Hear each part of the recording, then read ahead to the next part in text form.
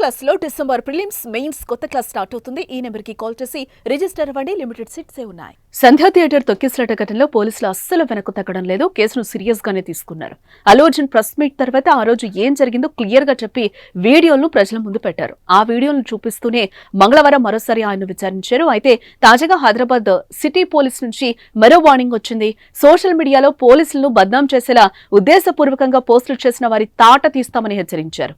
ఈ వార్నింగ్ కు కారణం తాజాగా సోషల్ మీడియాలో వైరల్ అవుతున్న వీడియోనే.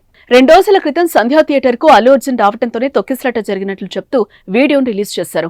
ఆ వీడియో బయటకు వచ్చాక బన్నీ మరింత చిక్కులో పడ్డారు. అయితే తాజాగా మరో సీసీటీవీ ఫుటేజ్ సోషల్ మీడియాలో వైరల్ అవుతోంది.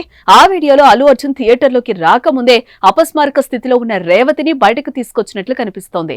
హీరో రాకముందు రాత్రి 9:16 సమయంలో తొక్కిసలాట జరిగినట్టు ఆ సీసీ ఫుటేజ్ పై టైం కనిపిస్తోంది.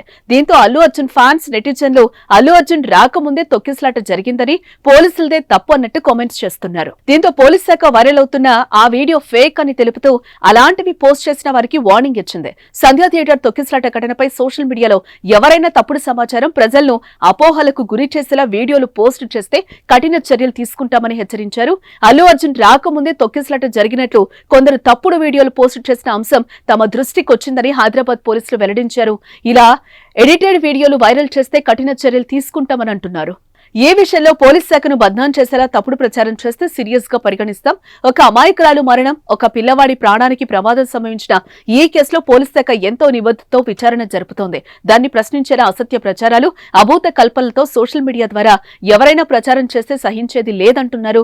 ఈ ఘటనకు సంబంధించి ఏ పౌరుడి దగ్గరైనా ఆధారాలు, అదనపు సమాచారం ఉంటే పోలీస్ శాఖకు అందించొచ్చు. కానీ సొంత వ్యాఖ్యానాలు చేయొద్దని పోలీస్ శాఖ తరపున విజ్ఞప్తి చేస్తున్నాం. సోషల్ మీడియాలో జరిగే తప్పుడు ప్రచారాలను నమ్మొద్దని ప్రజలకు విజ్ఞప్తి చేస్తున్నామని హైదరాబాద్ సిటీ పోలీసులు పత్రికా ప్రకటన విడుదల చేశారు.